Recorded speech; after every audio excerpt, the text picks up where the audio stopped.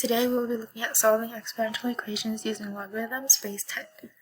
If you look, you have your exponential form, which is b to the power of x equals y, and you have your logarithmic form, which is log b y equals x. If you compare these two, you can see that the output becomes the input and the input becomes the output. So, for the first example, we have 10 to the power of negative x plus 2 equals 15. This is an exponential form, so you want to solve for x by changing it to logarithmic form, which is log base 10b, y goes here, and x goes after the equal sign. So now that you have your logarithmic form, you would solve algebraically. You subtract 2 to both sides to get x alone, which gives you this form. Note that you can't subtract 15 and 2 because this doesn't have a log base 10.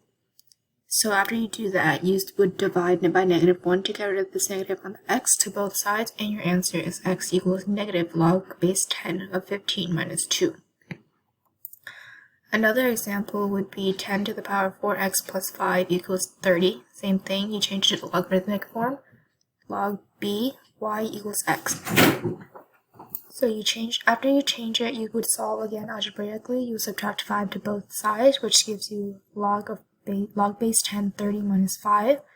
And you still have the 4x, so you would divide by 4 to both sides, which gives you x equals log base 10 of 30 minus 5 over 4. And you note that you can't subtract or divide any of these because none of these have the same base, so you have to leave it like that.